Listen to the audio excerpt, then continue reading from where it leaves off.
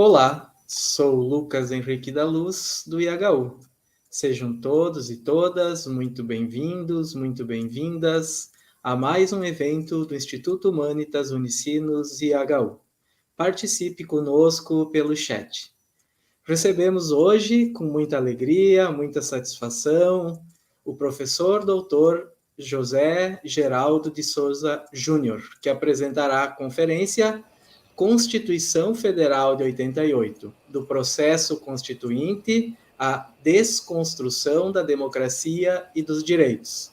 Conferência que integra a programação do nosso IHU Ideias. Professor Zé Geraldo, muito bem-vindo, obrigado por estar conosco mais uma vez. Boa tarde, quase boa noite. Cumprimentos ao IHU e a quem nos acompanha nessa conversa de hoje. Muito obrigado. O professor esteve conosco quando fizemos um evento acerca dos 25 anos, celebrando 25 anos da Constituição. O professor esteve lá no campus da Universidade da Unicinos, em São Leopoldo, e hoje nos encontramos virtualmente, né, para poder refletir junto. Muito obrigado, professor. Destaco que esse evento está sendo transmitido na nossa homepage, no canal do YouTube do IHU e no Facebook. O CEPAT, Centro de Promoção de Agentes de Transformação, nosso parceiro, também está transmitindo por meio do seu Facebook. Vou apresentar brevemente o professor José Geraldo, para depois podermos ouvi-lo. José Geraldo de Souza Júnior é graduado em Ciências Jurídicas e Sociais pela Associação de Ensino Unificado do Distrito Federal, mestre e doutor em Direito pela Universidade de Brasília, a UNB. É também jurista, pesquisador de temas relacionados aos direitos humanos e à cidadania, sendo reconhecido como um dos autores do projeto Direito Achado na Rua, um grupo de pesquisa com mais de 45 pesquisadores envolvidos. Professor da UNB desde 1985, foi reitor eleito dessa instituição no ano de 2008. É também membro do Conselho Federal da Ordem dos Advogados do Brasil, onde acumula 3 décadas de atuação na defesa dos direitos civis e de mediação de conflitos sociais. O professor Zé Geraldo tem diferentes livros, artigos, várias publicações. Vamos citar 2 livros para não tomar tempo demais. O livro O Direito Achado na Rua, Concepção em Prática, um livro de 2015, e o livro Direitos Humanos e Covid-19, Grupos Sociais Vulnerabilizados e o Contexto da Pandemia, um livro de 2021, do qual o professor é um dos organizadores. Também o professor José Geraldo tem várias contribuições com o IHU, para além do evento que participou presencialmente, que eu falei antes. O professor tem várias entrevistas, artigos que reproduzimos, e eu vou destacar 2 entrevistas concedidas por ele, a primeira com o título Princípios de uma Organização Social da Liberdade, entrevista que a gente encontra na revista IHU Online, de agosto de 2009. Essa revista teve como tema o direito achado nas ruas. E também uma entrevista publicada na revista IHU Online de 2018, que tematizou os 30 anos da Constituição Federal, que tem como título A Constituição é ainda projeto de construção. Acessando ihu.unicinos.br, procurando lá na nossa ferramenta de busca, colocando o nome do professor, você vai encontrar essas 2 entrevistas e também várias outras contribuições do professor ao IHU. Destacamos que esta fala inicial terá aproximadamente 1 hora e depois abrimos para o debate, para perguntas com todos e todas. Aproveito o ensejo, né, para agradecer muito, imensamente, ao professor pela sua disponibilidade em ministrar a conferência. Professor, para nós sempre é motivo de satisfação poder contar com suas reflexões, mais especialmente nessa semana que celebramos os 33 anos da nossa Constituição Cidadã, dentro, né, de um contexto complexo que sabemos que estamos. Muito, muito obrigado, sinta-se acolhido, abraçado, e com o senhor a palavra. Olha, Lucas Henrique, obrigado pela acolhida e pela distinção de me pautar na agenda das celebrações deste ainda momento constituinte. É, Para mim é sempre uma alegria muito grande, uma responsabilidade também, estar presente nos eventos do IHU.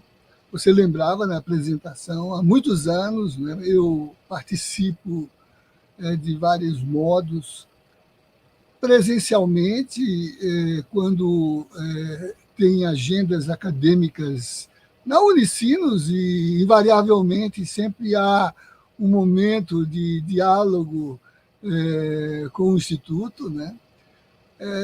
No conjunto de contribuições, entrevistas, para o site, que para mim é o mais importante site de reflexão no Brasil, né? É parte da minha rotina. Meu dia sempre começa com uma visita ao site para identificar quais são os temas relevantes, as questões de fundo, o que suscita a nossa atenção política e teórica na conjuntura, né? E também para análise de fundo, porque há muita interlocução com o pensamento mais progressista e crítico, tanto do ponto de vista teológico, quanto do ponto de vista sociológico, quanto do ponto de vista político e, inclusive, jurídico, no acervo do IHU. E mesmo no IHU Ideias, né, tenho tido oportunidade, né, desde 2009, de participar de alguns dos dossiês que são periodicamente elaborados, né? E para mim é sempre uma questão assim de projeção. Isso me projeta, isso me dá credenciais, né? Então eu queria dizer da imensa satisfação de poder estar, agora sim, pela primeira vez, no tempo de distanciamento, desse modo remoto, no sistema virtual, né, para discutir ideias, né? Então, eu queria cumprimentar a todos que formam o IHU, né, e muito especialmente ao diretor Inácio Neusling, né, que foi meu colega aqui na CNBB no tempo da Constituinte, quando ambos estávamos assim ligados ao assessoramento da presidência da CNBB para o tema, né? No meu caso, no caso do Inácio, mais ligado à organicidade da própria conferência. Estou me referindo ao período de presidência de Dom Ivo Loscheider, logo depois de Dom Luciano Mendes de Almeida, né? Que foram os dois presidentes em cuja direção, sob cuja direção, né, nós construímos uma base muito sólida de formulação para o processo constituinte, antes, durante e depois da elaboração da Constituição, né? Então, são muitas razões afetivas também, e teórico-políticas, né, que me dão essa condição de pertencimento ao IHU e aos seus projetos. Como lembrava o Lucas, né, há pouco tempo estávamos discutindo em data também celebratória, 25 anos, né, a condição assim de realização da Constituição, e ele lembrou o título de uma dessas intervenções, de que a Constituição é ainda um projeto em construção. Isso é algo que vai estar muito presente no meu modo de tratar o tema, né? Uma construção é sempre uma experiência sem fim, inacabada, né? Porque ela parte de um plano, mas se projeta para o futuro e não se consuma nas etapas, né, que dizem respeito à experiência constituinte. Eu queria dizer, aliás, que para trabalhar esse tema agora, sob a perspectiva de 33 anos, desde 88, ainda que o título da nossa reunião se refira a um processo de desconstrução da democracia no Brasil, no eixo da experiência constitucional, né? A minha leitura é uma leitura propositiva, né? Quer dizer, quando me refiro a seguindo a proposta da nossa conversa, a desconstrução, ainda bem que está entre parênteses o des, né, que é o aspecto de dissolução, né? Eu prefiro me posicionar muito como o Frei Beto sugere, aliás, também num texto que li no acervo do IHU, né? Na linha de que o pessimismo vamos deixar para tempos melhores, né? Porque, como atributo da razão, é razoável pensar de maneira a contrapelo, quer dizer, criticamente, sem idealizar o real, né?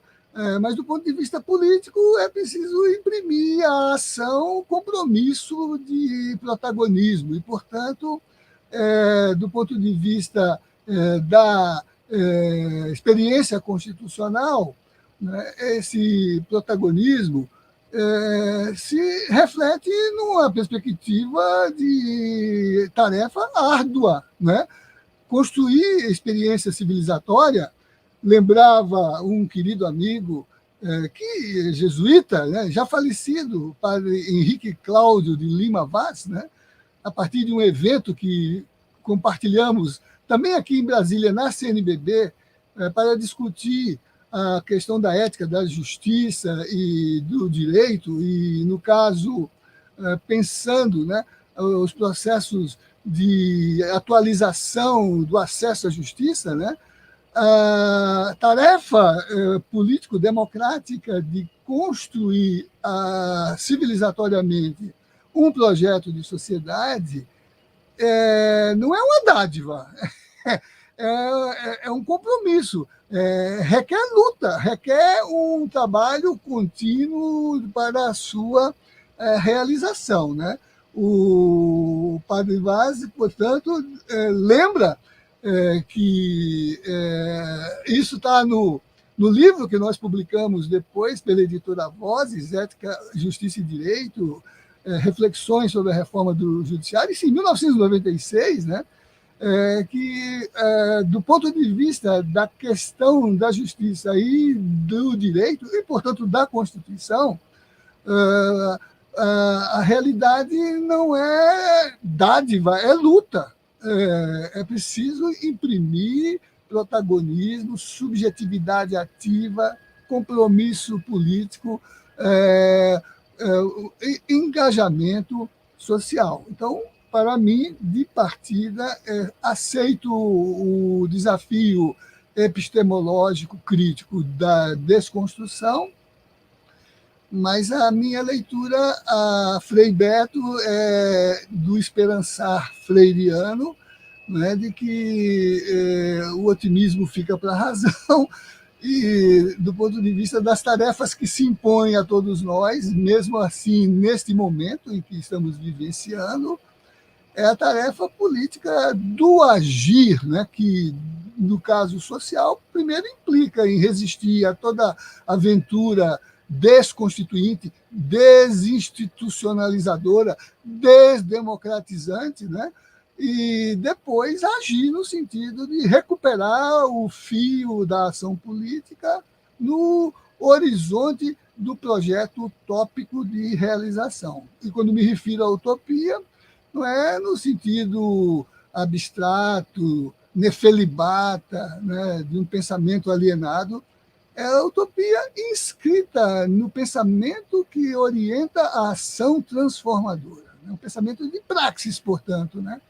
Que faz com que, lembrando o constitucionalista português Gomes Canotilho, tenhamos em mente que o trabalho da Constituição não termina quando o texto é produzido, mas nas posições constituintes que se colocam como desafio para o nosso agir político, no sentido de realizá-la, de concretizá-la, de fazer com que suas promessas se realizem, né? Fazer com que o projeto nela inscrito continue como a reserva utópica que nos move no sentido do ainda mais democracia, mais direitos, mais justiça, mais liberdade, mais ética, mais fraternidade no social, né, que impõe a política, diz o Papa Francisco, como um dever sublime da caridade, né?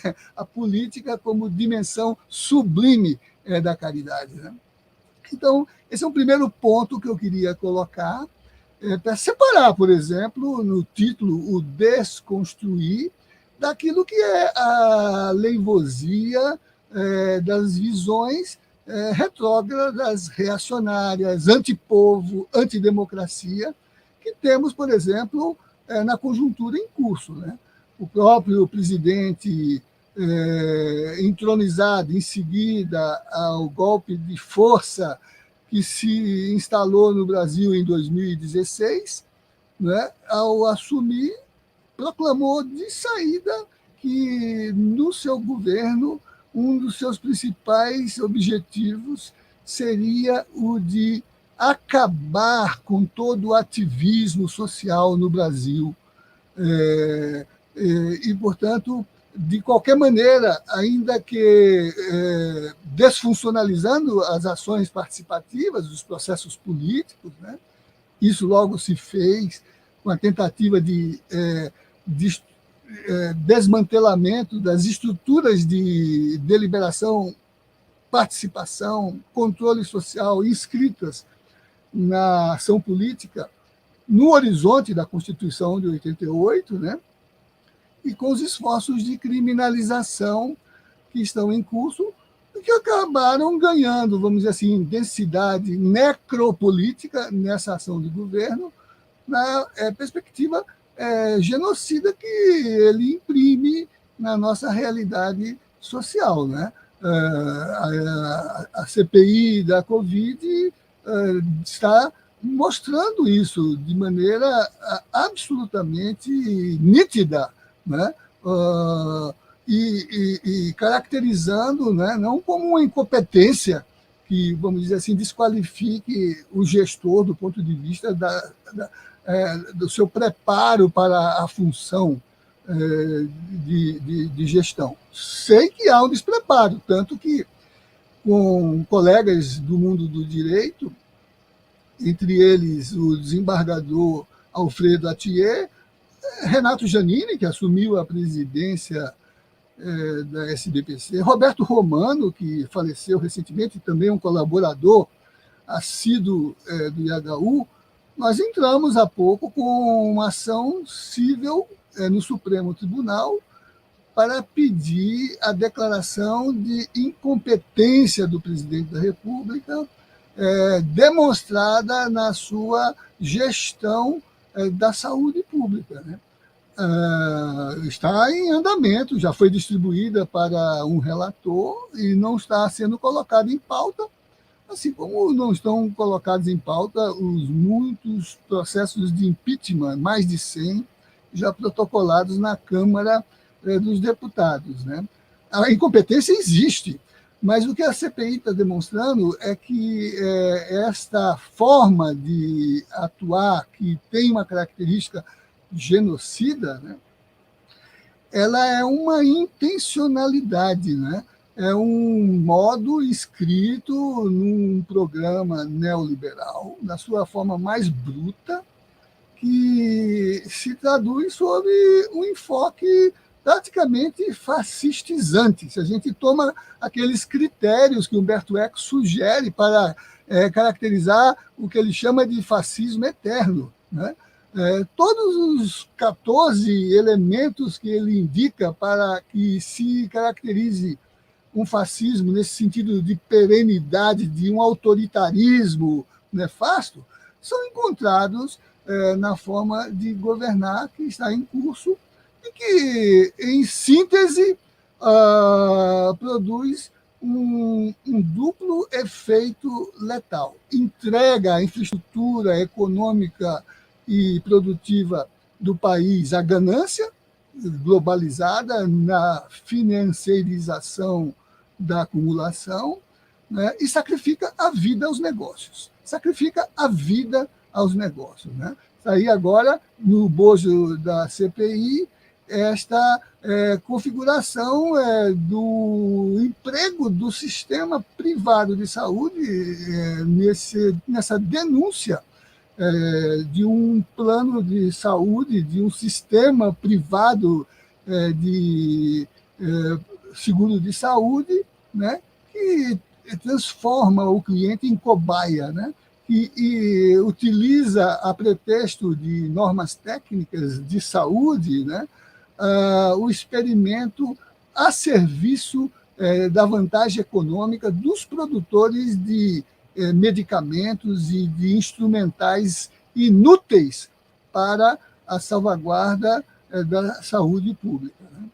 Então, eu quero dizer assim que, óbvio que eu compreendo que há um processo de desconstitucionalização, há um processo de desinstitucionalização, há um processo de desdemocratização inscrita na proposta autoritária na conjuntura. O que eu quero sustentar aqui, na linha do otimismo, por trás da leitura de que o pessimismo é para a razão, é que o que nos incumbe é frustrar esse plano, porque também as constituições não são dádivas, são projetos duramente formulados no social pela ação da política. Então, estabelecida essa premissa, eu queria seguir, pontuar alguns elementos para responder ao chamado do título da nossa conversa de hoje. A primeira questão a colocar é demarcar os contextos transitivos no social e na política. Por exemplo, de onde para onde, por que meios, com que companhia, e a partir de que projetos nós recortamos a leitura interpretativa do sentido da ação política na nossa experiência de sociedade. Então, vamos tomar o marco do período de esgarçamento da mais recente, fora a que está em curso, tentação autoritária, que se expressou numa ditadura civil-militar entre 1964 e 1985, para tomar uma data de referência, né? A memória, né? A memória no que diz respeito à minha geração, né? Que se refere a esses eventos como memória, né? Como lembramos, como está presente nas nossas reminiscências, né? É claro que agora, 33 anos, só da Constituição, né?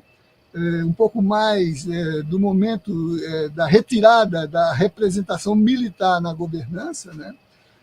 O período é um pouco maior, e as novas gerações não têm memória, eles têm história, eles conhecem esses fatos muito como conhecem outros fatos da história mundial, a Revolução Francesa, a Revolução Mexicana, a Revolução Russa, a Revolução Americana, né? A Revolução Praieira, né?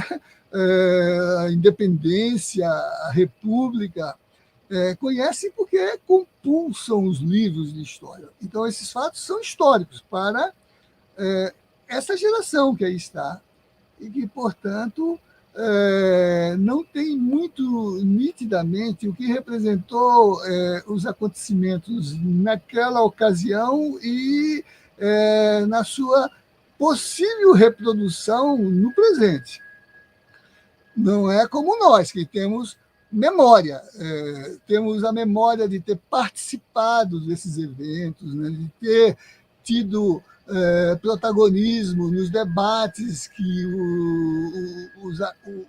os acompanharam, né, e ter o imaginário, né, investido das lembranças vivas nos comícios pelas eleições diretas, na formação dos comitês por anistia, na luta pela Constituinte.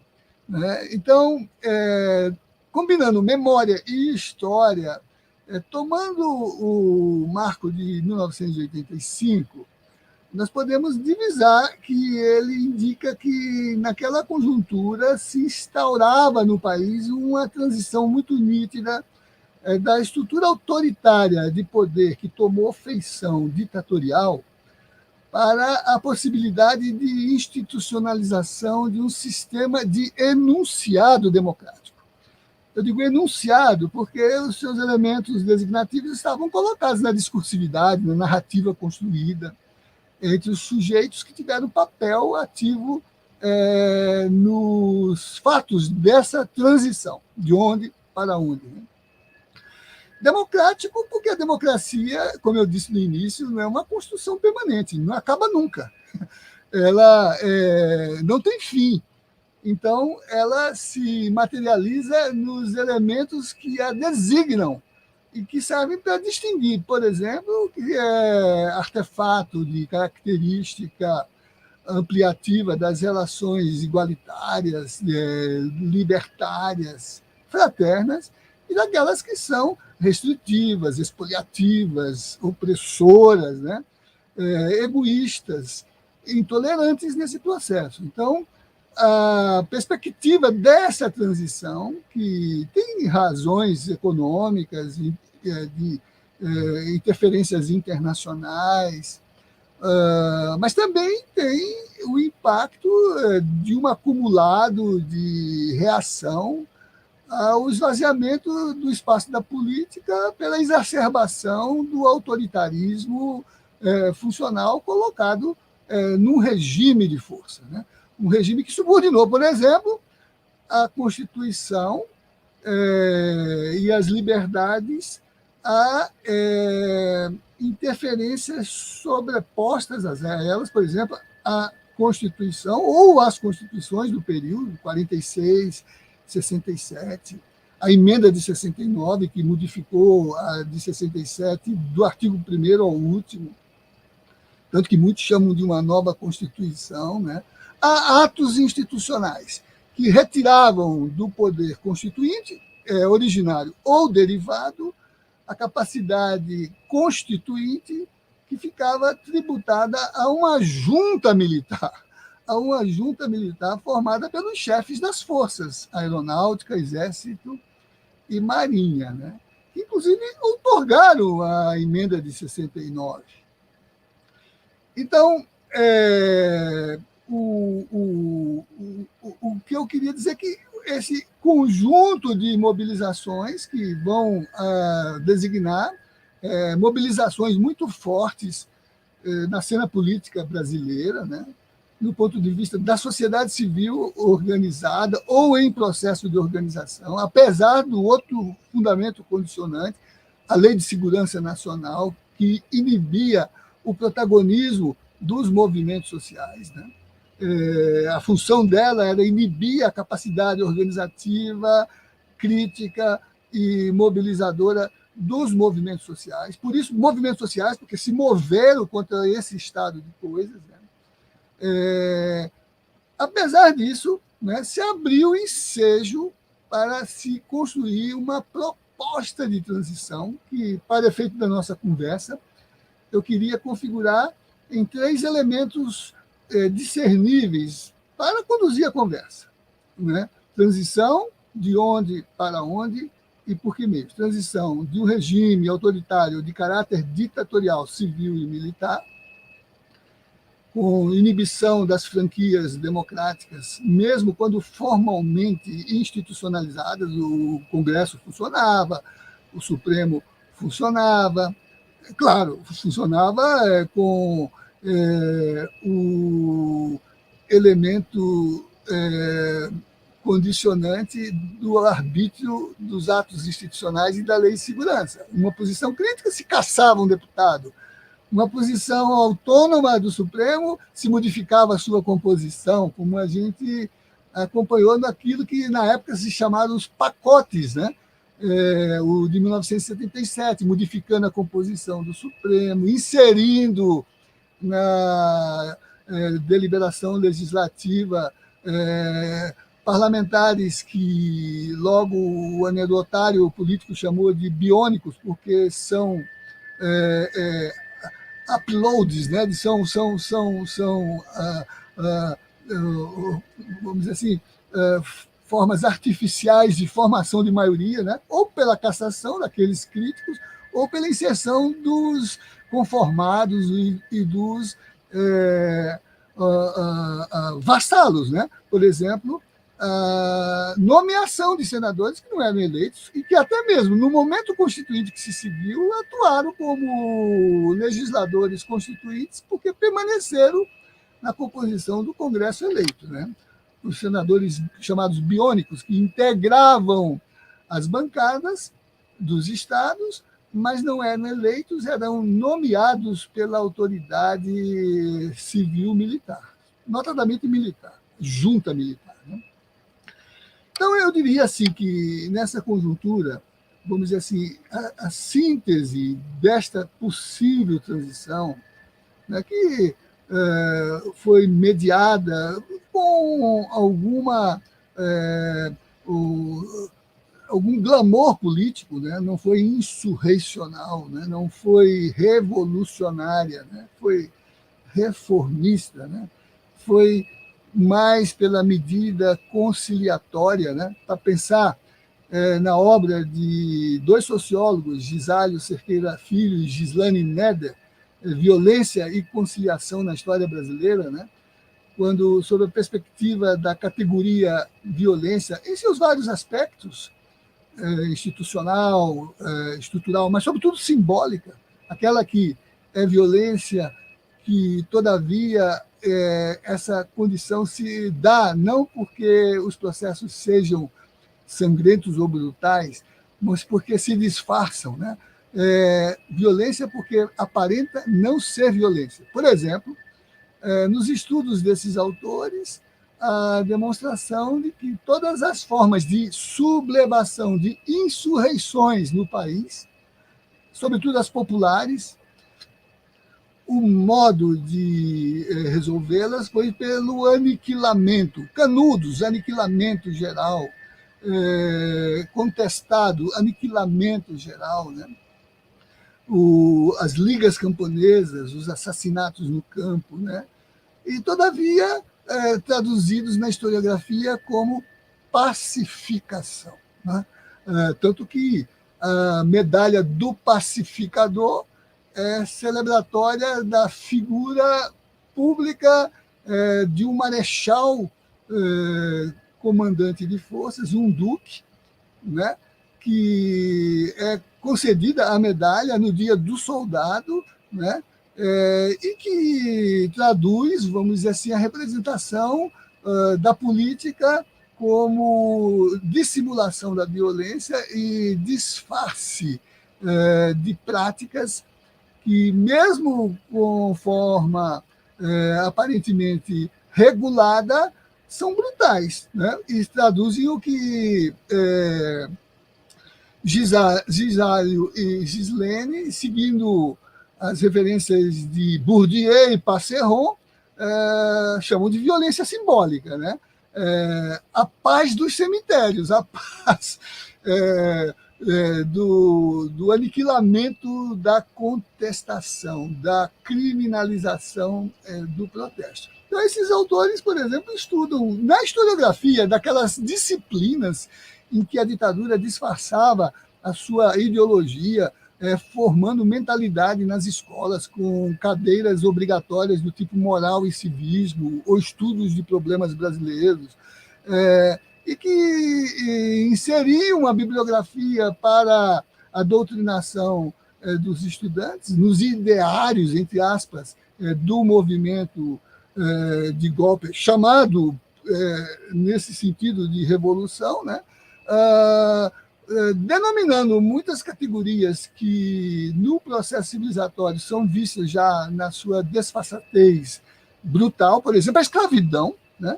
E que, nessa bibliografia, recebia um açucaramento. A escravidão, afinal, foi importante para o processo civilizatório, pois, afinal, não inseriu aqueles pagãos primitivos, tribais da África, da Ásia, no processo produtivo, cristianizando a sua presença e transformando, né, a sua função inútil do ponto de vista do processo produtivo, agora num instrumento importante da sua acumulação, né? Tá lá. E Gisales e Slene mostram isso, né? Mostram, por exemplo, como uma estrutura nossa, de característica decolonial, em que a marca do empreendimento colonial e na decolonialidade, né, é exatamente a alienação bruta e destituinte, né, e até desumanizadora do racismo, do patriarcalismo na sua forma brutal, do machismo e da subordinação do feminino na política e na sociedade, né? E como uma referência de classe na alienação da dignidade e da humanidade do produtor da riqueza escravizado, né? No caso do Brasil, até quando deu, por exemplo, legalmente, enquanto sistema constitucionalizado.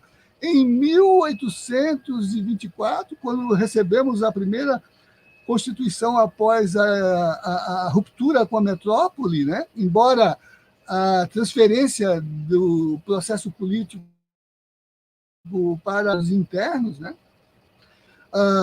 A Constituição feita na modelagem da experiência liberal de que todo homem nasce livre e igual em direitos, né? E que, portanto, só é a Constituição a que protege os direitos humanos, está lá dito como reprodução do dispositivo da Declaração de 1789, entretanto, num sistema escravocrata, em que, juridicamente, toda a massa de trabalho era alienada do humano e transformada em coisa, em mercadoria para a brutalidade, né? Daí o racismo que se acultura do ponto de vista da projeção na nossa mentalidade da desqualificação da diáspora africana, do negro ou do indígena, né? Que permaneceram por toda essa experiência constitucional reduzidos na sua humanidade, mesmo depois dos processos de reconhecimento, né? Até 1988, os índios eram silvícolas, um subproduto da condição ecológica.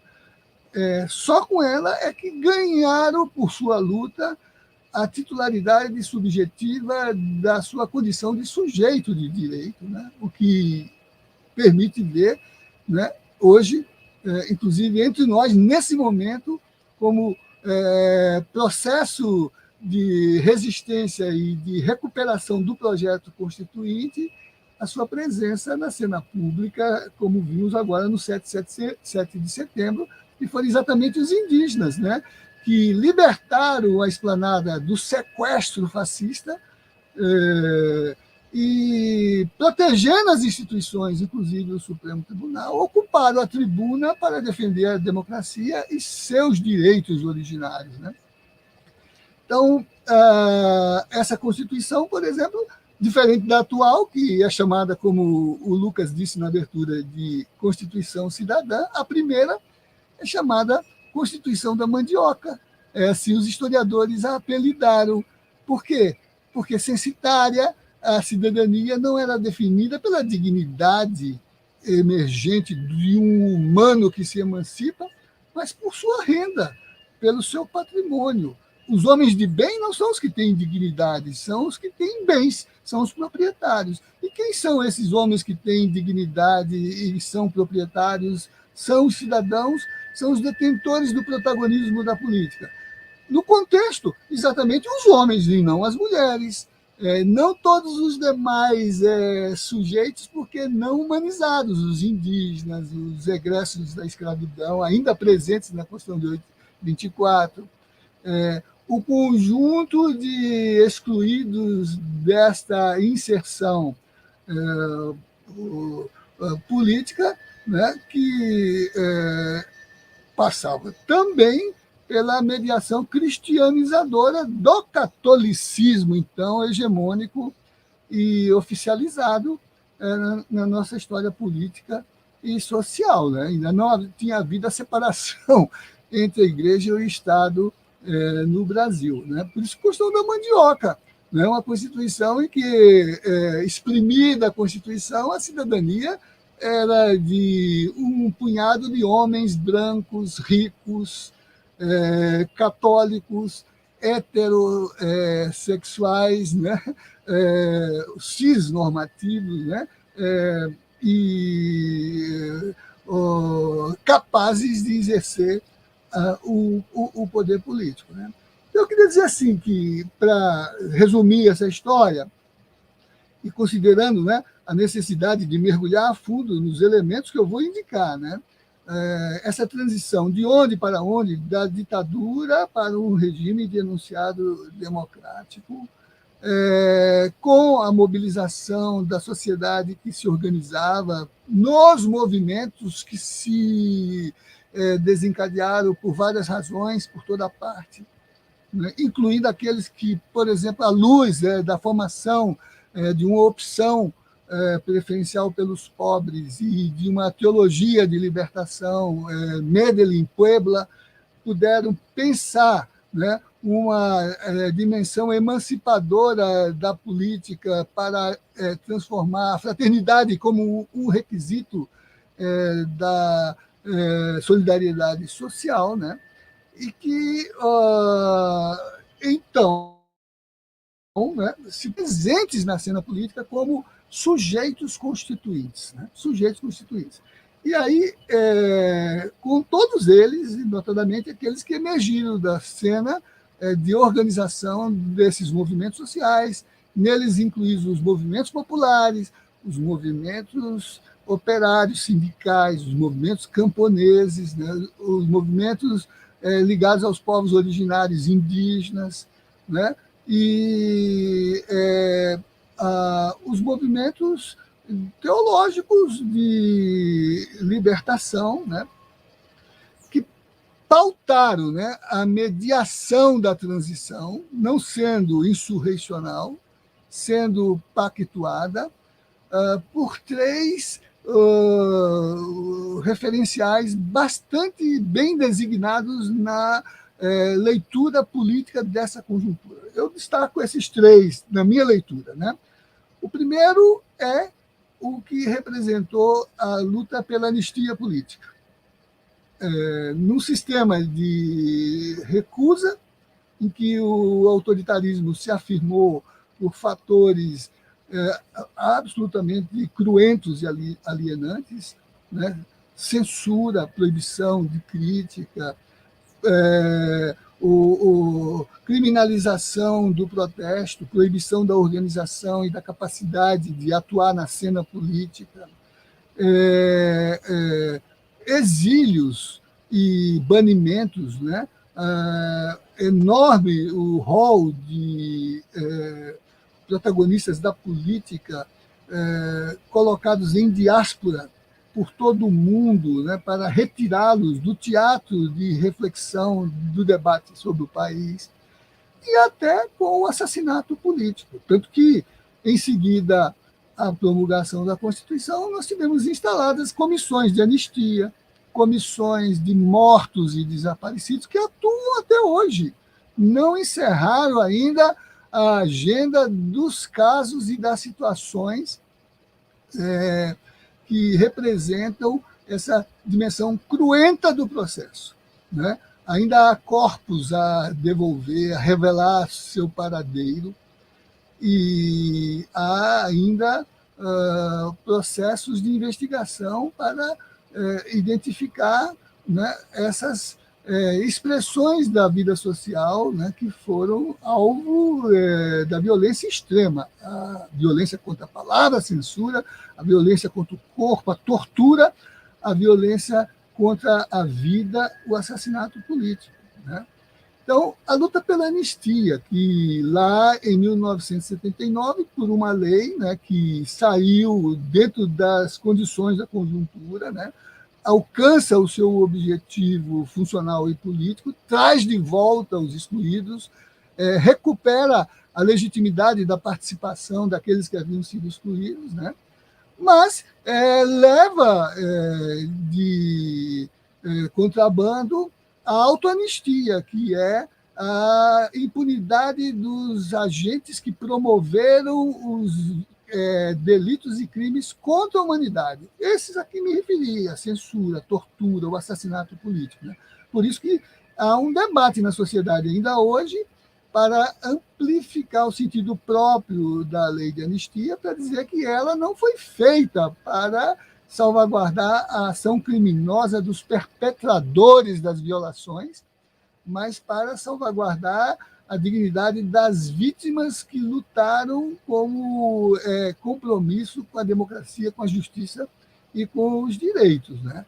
Então, essa discussão está aberta, inclusive ela está em pauta nos debates da Corte Interamericana de Direitos Humanos, que já se pronunciou, caracterizando a anistia brasileira como um fenômeno criticável pela Carta das Américas, porque embute um pressuposto de autoanistia e inclui indevidamente aqueles que não são objeto de anistia, que são os que praticaram crimes de lesa humanidade, contra a humanidade, né? Todavia, a luta pela anistia mobilizou a capacidade de organização, a capacidade política, a recuperação da ação comunicativa na esfera pública para debater o projeto de sociedade, o projeto de futuro e os compromissos para uma transição para a democracia, né? Então, eu acho que esse é um marco importante, com essas ressalvas, mas sem ignorar o papel mediador importante e político que cumpriu naquela transição a que me refiro. O segundo foi a memória e verdade, a luta pela memória e verdade, a justiça de transição, compreendida no seu significado teórico e político internacional, já bastante condensado, adensado, né? De que são crimes contra a humanidade os que devem ser objeto de uma ação de responsabilização e de reparação, né? Incluindo aspectos administrativos, civis e criminais, né? Algo que, no processo político, por conta, né, de outras características que, se eu tiver tempo, tratarei, que é o nosso percurso decolonial, né? Para resumir, né, com referências a alguns autores que estudam esses processos, Victor Nunes Leal, Coronelismo, Enxada e Voto, Raimundo Faoro, Os Donos do Poder, né? José Murilo de Carvalho, Os Bestializados, né? Para resumir um pouco, né, traduz uma sociedade em que a cultura dos direitos ainda é uma experiência em construção, porque a gente ainda vivencia a cultura dos favores, né? Inscritas nesses autores em mediações que a gente está vendo aí tão presentes na nossa experiência política muito corrompida, né? Mas com aqueles tipos, né, que esses autores categorizaram: clientelismo, coronelismo, prebendismo, cunhadismo, filhotismo, apadrinhamento, nepotismo, né? Em que o orçamento público é um instrumento de articulação distributiva entre os que estão no campo, né, de reconhecimento de que são os sujeitos, as elites econômicas e sociais, né, e os demais, né, que leva a que, por exemplo, num experimento ditatorial, o ditador Getúlio Vargas, né, tivesse reproduzido a expressão famosa de Maquiavel, né, para os amigos tudo, para os inimigos a lei. Né? Então, a questão, né, do colonialismo e do decolonialismo presente na nossa sociedade, que precisa construir os fundamentos republicanos, né, de uma cultura de direitos, enquanto ainda permanece, né, nessas hierarquias que o social estabelece, né, tão dramáticas, né, tão pujantes, né, de uma elite que recepciona o orçamento público, enquanto, diz o Papa Francisco, descarta os sobrantes, nega vacina, nega auxílio emergencial, nega salário digno, nega até agora elementos de higiene menstrual.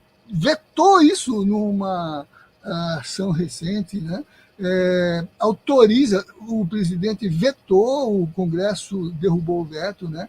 Remoções forçadas dessa chaga nojosa, sobrante. Isso é palavras de Washington Luiz, quando o prefeito de São Paulo, para autorizar a higienização dos logradouros públicos. É por isso que eu digo hoje que a declaração de direitos mais forte que a gente tem não é o preâmbulo da Constituição, nem é a Carta de 1948, é a marreta do padre Júlio Lancelotti, que vai lá e arrebenta os obstáculos urbanos, arrebenta os entraves políticos de uma sociedade que descarta o social, né? Que, pela criminalização ou pela recusa de políticas de assistência e sociais, né? Enquanto alimenta os paraísos fiscais e distribui o orçamento em porções generosas para a banca e para o agronegócio, né?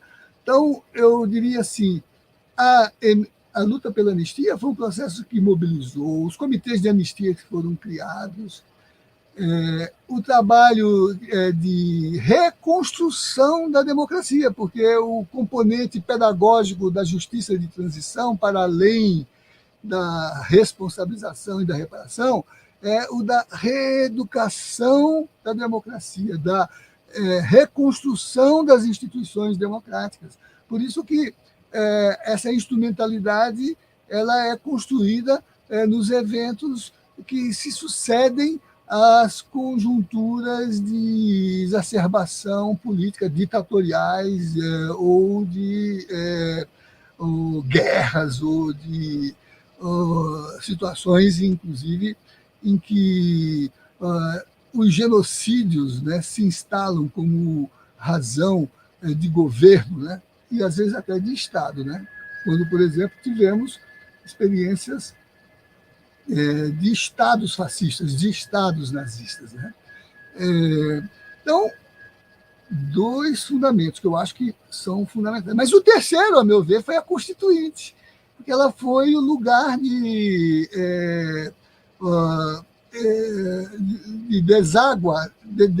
desaguamento, né, dessas mobilizações, que é a luta pela anistia e a luta pela memória e verdade, que não são lutas que se estancam num determinado tempo, elas continuam, como eu acabei de dar referências, e que se traduziu num projeto de reconstituição política da sociedade, expressa numa palavra de ordem constituinte já, que foi lançada em 1977, num belo documento, e desde então foi galvanizando as energias, os movimentos culturais, as mobilizações de todos os setores do social, né, que se fizeram presentes na cena política como protagonismo do social em relação ao institucional, estatal ou governamental, a ponto de se configurar como a bandeira aglutinadora de todas as formas de mediação, mais do que a eleição direta, inclusive, que foi também uma das estratégias desse período de transição, né? Porque ali se permitiu construir um projeto de sociedade, um projeto de compreensão de como se constitui o poder político, como ele se organiza, como ele se distribui, um projeto também de como se compõe o orçamento público, como ele é acumulado e como ele passa a ser distribuído de forma equitativa, né? Então, discutir esse projeto foi o grande enfeixe desta Constituição, que acabou saindo como a Constituição cidadã, né? Que ela traduz tudo isso, né? Traduz a anistia, porque para ela puderam vir os que haviam sido expatriados. Traduz a memória e verdade, porque se repolitizou, né, a motivação das lutas sociais, descriminalizando o comportamento daqueles que fizeram oposição à ditadura, né? Mas também porque permitiu o grande debate nacional, né, que se expressou nas campanhas para formar a Assembleia Constituinte e na construção do projeto de Constituição, que foi debatido por 2 anos, né? Aí eu diria, também esteve muito presente a mobilização teológica, sobretudo da CNBB e das pastorais, na linha de uma política pastoral, né, que dialogava com as comunidades de base organizadas e que se traduziram nos grandes documentos dessa conjuntura. Me refiro a 2 muito notáveis: o da 24ª Assembleia da CNBB, a Declaração Pastoral por uma Nova Ordem Constitucional. Estamos falando de 1987 ou 86, agora não me lembro exatamente, né? 1987 ou 1986, 24ª. Estou aqui com esse livrinho da Loyola, né? Sociedade, Igreja e Democracia, Exigências Éticas da Ordem Democrática, a declaração da 27ª Assembleia, em seguida a Constituição. Então, nesses 2 documentos, os fundamentos colhidos das estratégias das comunidades organizadas, pastorais, né? Em 86, por uma nova ordem constitucional, com um programa completo do que deveria ser uma Constituição que permitisse a transição para a democracia.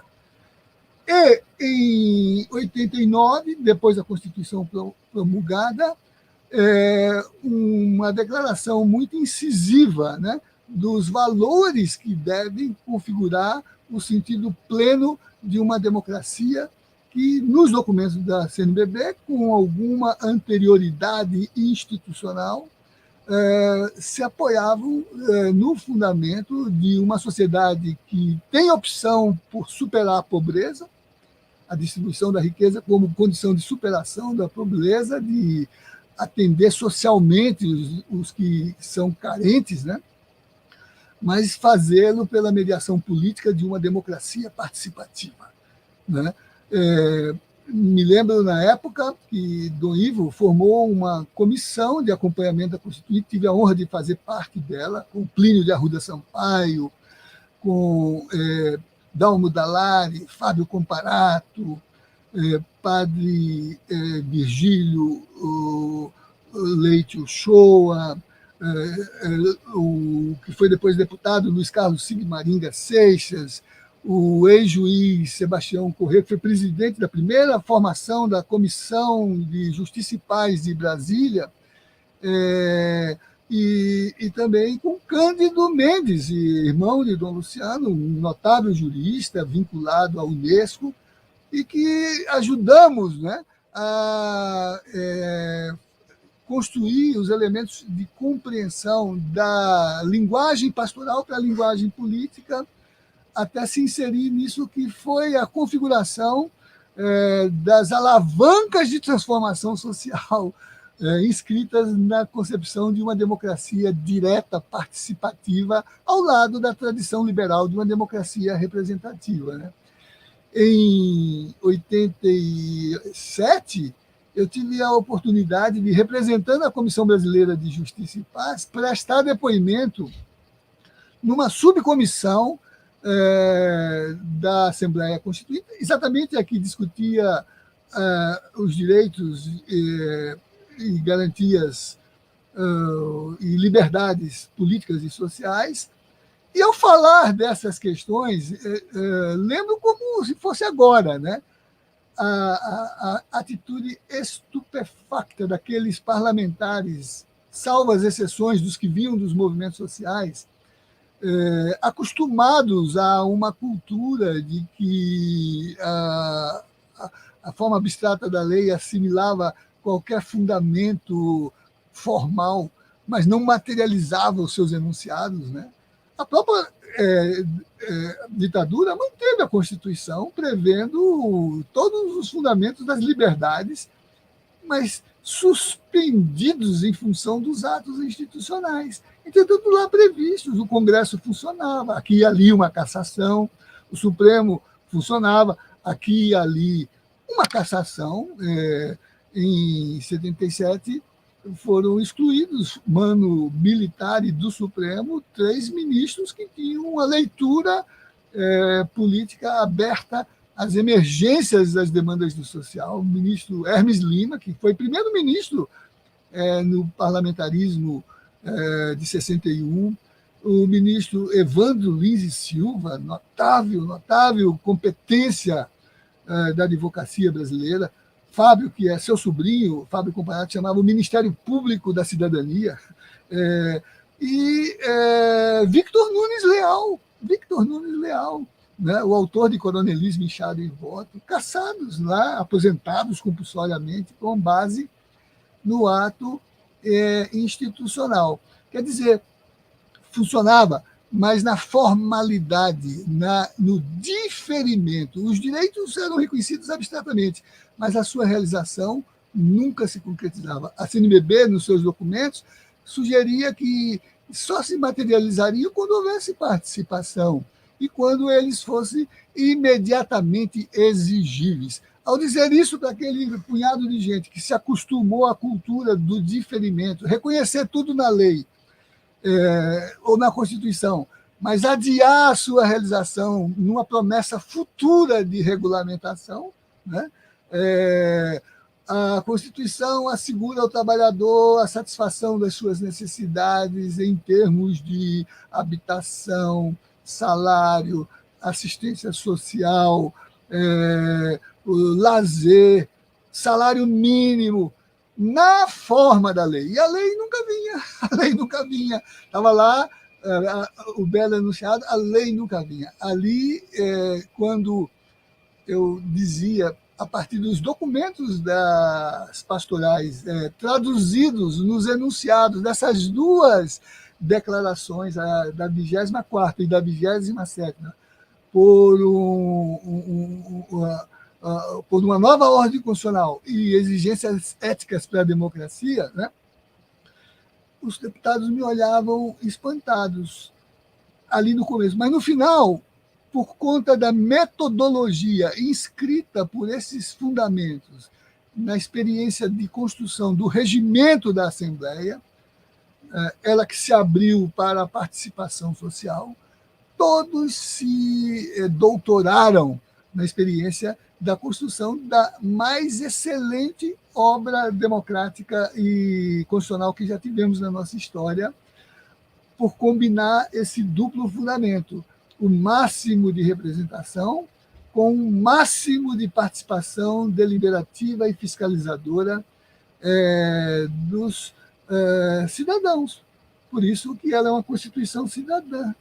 Por isso que o poder, ela abre dizendo, né, se exercita por meio de representantes do povo ou diretamente, na forma que a Constituição indique.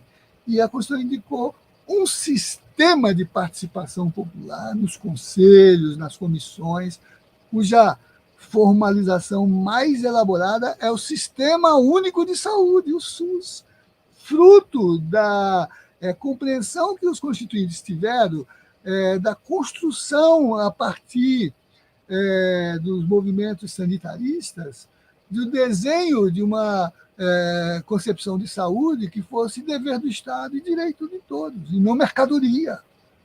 Na educação, a mesma coisa. A educação como um bem fora de mercado, direito de todos, dever do Estado. E quando realizada no modo privado ou particular, com respeito àqueles fundamentos que caracterizam a sua função social e que estão definidos na Constituição. Os meios de comunicação, a mesma coisa, né? Então, o desenho que saiu da Constituição de 88 é esse desenho de uma democracia participante. Aí, no IHU, eu li há poucos dias uma belíssima entrevista feita com a professora Marilena Chauí, no pós-Bolsonaro, enfrentar o neoliberalismo, em que ela fala de que a democracia não é uma forma de governo, é uma forma de sociedade, de criação de direitos e de realização de direitos. Então, numa sociedade que é hierárquica, oligárquica, autoritária e violência, você não tem criação de direitos e, quando tem direitos criados, não se tem a garantia e a conservação deles. Então, o primeiro ponto, a democracia é criação de direitos, é invenção, ela diz, reproduzindo os elementos de seu formulador filosófico, Claude Lefort, a invenção democrática, de que a democracia é invenção porque ela é a possibilidade de criação permanente de direitos. O que o artigo 5º da Constituição estabelece com um enorme elenco de direitos, mas com o aditivo do parágrafo no qual está dito que aquele elenco não exclui outros direitos. Outros quais? Os que não estão no elenco. Que são quais? Ela diz, aqueles que derivem da natureza do regime. Ora, a natureza do regime é democrática. Logo, que derivem da experiência democrática, da configuração no social do experimento democrático. O direito de morar, por exemplo, surge desse processo, sai das favelas, vem escrito nas faixas, nos cartazes, nos panfletos, vai para Istambul, no debate global da ONU sobre as declarações atualizadas de direito, retorna ao social pela mobilização para a iniciativa legislativa e se insere numa comissão de legislação participativa, numa PEC que inscreve no artigo 6º da Constituição a moradia como um direito que prevalece sobre o direito de propriedade, cumprindo aquele requisito das declarações pastorais de que sobre qualquer propriedade pesa uma hipoteca social. Não é isso? E a disputa que se estabelece em torno desses projetos. Invadir ou ocupar? Invadir ou ocupar? O núcleo criminal do esbulho, por exemplo, quando se discute a absolutização da propriedade que serve à ganância, ou ocupação como politização do acesso à terra e território para produzir alimentos do interesse da sociedade e no interesse da satisfação das necessidades. Afinal, o eixo ético da Constituição, escrito ou não escrito, ainda é a máxima dos atos. Então, os cristãos vinham aos apóstolos, traziam o produto do seu trabalho, que passava a ser distribuído a cada um conforme a sua necessidade. Por isso que isso virou uma consigna do Manifesto de 1848, E é por isso que entre nós, João Mangabeira diz que a justiça não é dar a cada um o que é seu, porque senão se dá ao pobre a pobreza e ao rico a riqueza. Mas, ao contrário, ele que era socialista, dizia a justiça há de ser de cada um conforme o seu trabalho, a cada um conforme a sua necessidade, né? Que é o que a Constituição tentou traduzir, e por isso que lá naquele parágrafo do artigo 5º diz, além do regime democrático, que cria direitos, uma outra forma de completar, atualizar o elenco, modificar a natureza aquisitiva da juridicidade legítima, no caso da propriedade, por exemplo, é o morar e não o ter. O fundamento, diz lá o parágrafo, de que sirva a realização dos direitos humanos, que sirva a realização dos direitos humanos. E os direitos humanos é a experiência contínua de humanização. O escravo que deixa de ser coisa passa a ser gente, a mulher que deixa de ser um vaso de concupiscência, né, como aparece lá na Suma Teológica, né, para ser um ser com dignidade completa, né, construído enquanto qualidade na experiência da política, né, o tornar-se pessoa, né, o tornar-se pessoa. Né. Então, essa dimensão que aí está inscrita. Né. Então, bom, eu acho que já cheguei no tempo que vocês me designaram. Eu queria configurar essas várias enunciações para com vocês retomar né, a perspectiva, né, de que contra aqueles que querem acabar com o ativismo, é o ativismo que vai acabar com eles. Com eles quem? Esses obscurantistas, esses que disputam o projeto, né? E é por isso que a gente assiste essa presença ativa, protagonista. Olha que coisa linda na esplanada, sequestrada pelo fascismo, do agronegócio e das milícias, ser recuperada pelos indígenas em seus movimentos autogestionados, de braços dados. Eu vi a irmã Maria Inês, da CRB, de braços dados com as mulheres indígenas, carregando todas as bandeiras, não só a bandeira do movimento sindical ou do movimento LGBTQI+, não só a bandeira camponesa, todas as bandeiras emancipatórias, dando uma lição aos partidos de que o arco da aliança democrática é um arco ético, é um arco de compromisso com o povo, de reinstitucionalização, de construção contínua da democracia. A democracia é uma construção, não é uma... Agora, é claro que ninguém tem ilusão de que isso se faz no vazio. As tensões estão presentes, mas a história assiste o movimento contínuo e constante da emancipação da dignidade. Né? Por isso que Ivo Lebopin, um daqueles dominicanos lá do tempo da... reação à ditadura, Ivo, Beto, Tito, né? Lembrava que é um livro dele muito interessante, As Classes Populares e os Direitos Humanos. Os direitos humanos não são as declarações de direitos humanos, não são os monumentos. O Galo acabou de queimar a estátua de um escravista.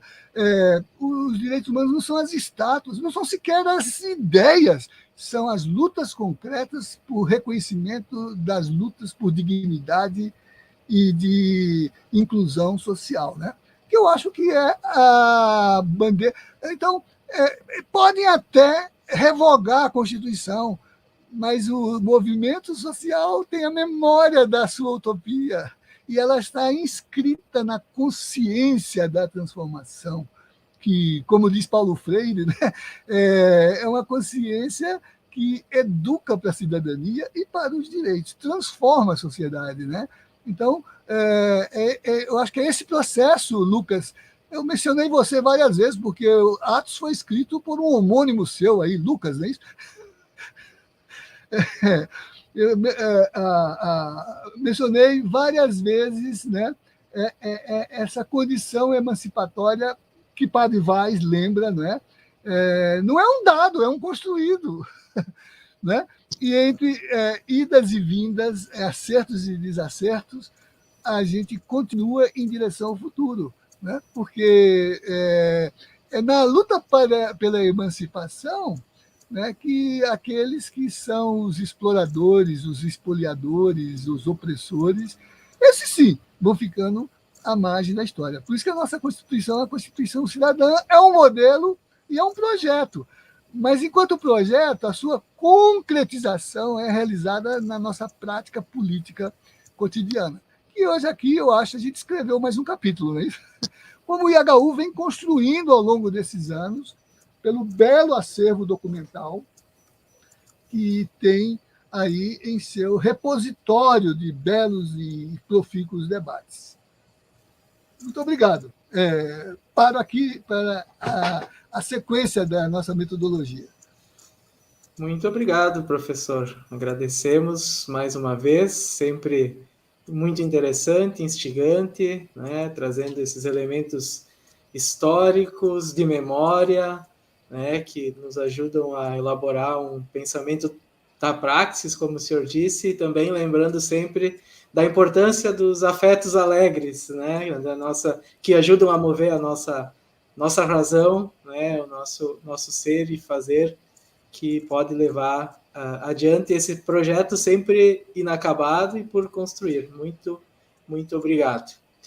Antes de começar com as questões, eu lembro que para saber mais sobre a nossa programação, você pode acessar ihu.unicinos.br, assinar a nossa news para receber todas as nossas notícias diárias, receber as nossas publicações e também toda a programação dos nossos eventos. Também lembre, se você puder e quiser, curtir nosso canal no YouTube, os nossos vídeos e compartilhar os nossos conteúdos. Professor José Geraldo, mais uma vez obrigado. Eu vou encaminhar duas questões, se for possível, a gente tem aqui uns 10, 15 minutos para o debate, então encaminho duas questões e peço que o senhor faça as considerações sobre elas, por favor. A primeira é do Jaime Schmitz, e ele nos diz: é possível desfazer a desconstrução de direitos garantidos na Constituição que está em curso? Então, essa desconstrução que para ele está em curso dos direitos, como e se é possível a gente desfazer? E depois a pergunta da Natália. A Natália Clemente Cordeiro nos pergunta: professor, o senhor acredita que precisamos realizar uma justiça de transição pós-pandêmica?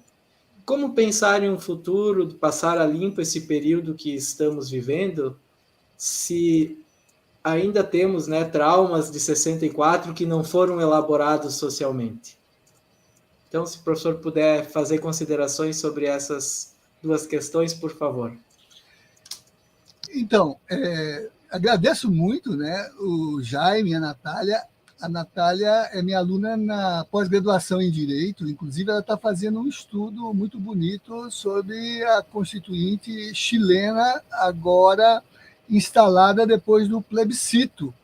E ela está discutindo o protagonismo, sobretudo, dos movimentos sociais, principalmente de mulheres, nesse processo, né? Ela sabe que, como eu disse, né, a luta constituinte não é uma luta inscrita na formalidade da Constituição, é inscrita no pensamento constituinte, na prática política constituinte. Então, a justiça de transição não é uma categoria que você utilize como um artefato para marcar, né, uma procedimentalidade. Por exemplo, eu estou seguro, Natália, de que o resultado da CPI, da Covid, é um libelo inscrito no contorno fundamental de um sistema de justiça de transição. Ele vai armar, né, a institucionalidade para ativar as questões administrativas, as questões civis, as questões criminais, ou diretamente pelos agentes incumbidos desse fundamento pela Constituição, por exemplo, o Procurador-Geral da República, ou pelas ações subsidiárias previstas quando exatamente essas autoridades se omitem e que vão tomar curso nas formas reparatórias. Por exemplo, agora mesmo, 2 procuradores do Ministério Público entraram com ação civil para obter reparação derivada das decisões da Força-Tarefa, sobretudo do juiz titular da 14ª Vara, mas do seu próprio órgão, o Ministério Público, na preparação da instrumentalidade que organizou aquelas atividades persecutórias do Ministério Público, que o Supremo já colocou toda sob a égide da suspeição, daí que os procedimentos estão sendo todos anulados, né? E, ainda que dentro do Ministério Público tenha sido instaurado um procedimento correcional absurdo, veja isso. Hoje eu escrevo um artigo, essa semana eu escrevi um artigo no jornal Brasil Popular, falando dos 2 pesos e 2 medidas do Ministério Público. Né? Mas veja, o que eu estou dizendo, abriu ensejo para ações civis de reparação por danos, inclusive morais, decorrentes dos procedimentos contra os direitos fundamentais. Isso é justiça de transição. Então, nós não precisamos instalar um tribunal de aplicação da justiça de transição, mas constituir os fundamentos procedimentais decorrentes dos seus conceitos, como esse, por exemplo, em seguida ao a CPI, ou de eventual impeachment, ou de eventual ação, por exemplo, daqueles que foram lesados pelo abono das políticas de governo que permitiram a letalidade desse procedimento, o sistema de aplicação da política de enfrentamento à pandemia a partir do Ministério da Saúde. Né? Vamos ver, vão sair sugestões de indiciamento. Esse procedimento está dentro do conceito da justiça de transição. E isso me remete ao Jaime. Né? Uma peça formal, mesmo que seja constitucional, ela pode se transformar. La Salle, não o La Salle salesiano, mas o Ferdinand de La Salle, né? O ministro da Justiça, né? Que com Bismarck constitucionalizou a Alemanha unificada, antes de tendo trabalhado com Marx, né? Em que ele dizia que a Constituição que não represente os fatores reais de poder se transforma em mera peça jurídica e, em última análise, em simples folha de papel. Então, o que está em causa é resgatar o sentido garantidor da Constituição enquanto folha, não de papel, mas enquanto pacto social. Observe, o Supremo, que alimentou crocodilos durante tanto tempo, pensando que não seria devorado, né? Quando se viu na iminência, né, de servir de alimento ao sáurio, né? Começou a reescrever a Constituição na sua força normativa, desconstituir as PECs, desfazer as políticas anticonstitucionais, ainda que tivessem forma jurídica. Então, é essa dimensão material da Constituição que eu considero que está no horizonte simbólico da nossa cidadania. Né? Aquilo que, seguindo o sociólogo,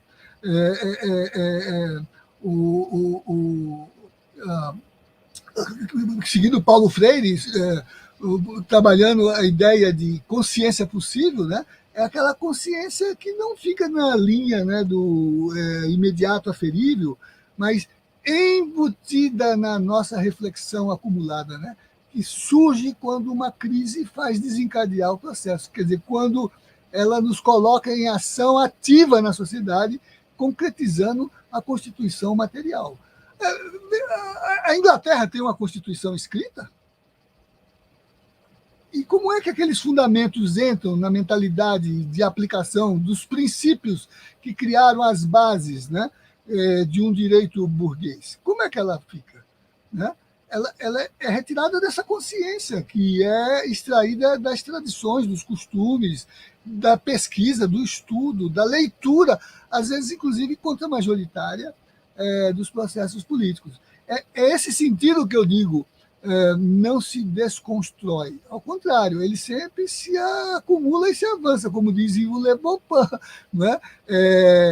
São as lutas sociais que escreve na consciência da cidadania os artigos da Constituição. Que Constituição? A Constituição material que civilizatoriamente nós construímos. Essa não tem jeito, é essa que nos protege, é essa que impede o arbítrio, é essa que está permitindo, por exemplo, salvaguardar as práticas sociais, mesmo contra a voragem criminalizadora da governança genocida. Essa Constituição material, que é a que foi capitulada em 88 naqueles enunciados, e tem sido construída pelos movimentos sociais organizados, pelas disputas teológicas, pela nossa capacidade, vamos dizer assim, de afirmar projetos. Mesmo que entre nós haja dissensões, mesmo que entre nós, nas disputas teológicas, hajam referências de teologias, vamos dizer assim, de enriquecimento, né, de prosperidade, né, ou anticristãs, sob a forma de práticas cristianizadas, mas anticristãs. O Papa tem advertido sobre isso. Né? É um debate que fizemos há pouco, recuperando a discussão no espaço das nossas conversas de justiça e paz, com a presença de Ivo Follmann, que é aí do IHU também, ou foi do IHU, é da Unicinos, né?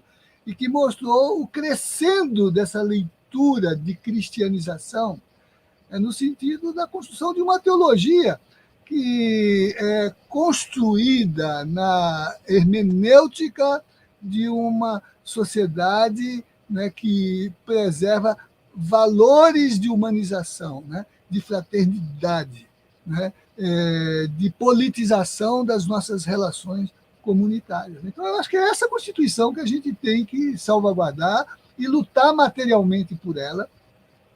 Claro, sem negligenciar o que está na folha de papel, mas, por exemplo, vendo o que ela contém de promessa, como o STJ fez há algum tempo, ao absolver do indiciamento criminal por esbulho representantes do MST que teriam, pelo libelo, invadido propriedade, e o STJ descriminalizou, politizando o que ele chamou de ocupação, que faz com que, na ação política do segmento do social, a ocupação realize a promessa da Constituição de concretizar a reforma agrária. Está no texto do STJ.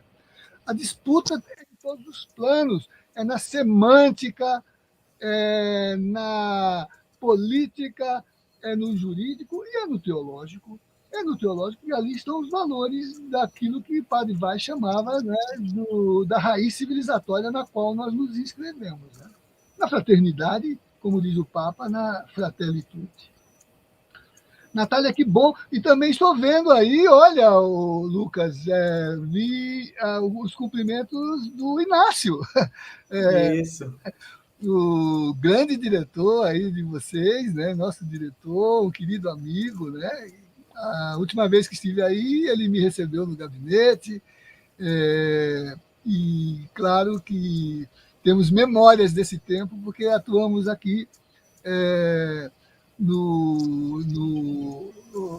na CNBB, né, na conjuntura constituinte, assim como o padre Ivo no OLMA, né, no Observatório Luciano Mendes de Almeida, né, da política. Né?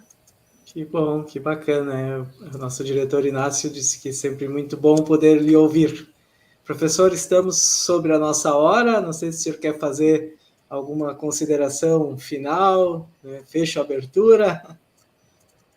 Não, eu digo assim, queria de novo, né, cumprimentar o IHU, né, por sempre ter a percepção da relevância das questões que mobilizam a consciência não apenas de cidadania, mas de compromisso intelectual que precisamos imprimir. Né? Nós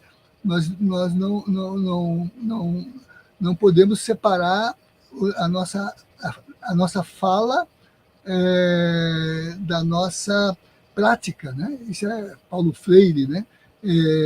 E o IHU nos lembra isso todo o tempo, né? Sempre criando condições para que a condução intelectual dos grandes temas associe a fidedignidade do pensamento que ela promove a partir da praxis que impulsiona o agir do pensador. Né? Então, eu queria agradecer e cumprimentar, né, por essa agenda tão importante e pela relevância de marcar essa data, né, dialogando em torno dessa cultura constituinte. Precisamos instituir a sociedade de direitos, como diz a Marilena Chaui, né? Uma sociedade democrática é uma sociedade que realiza direitos, né?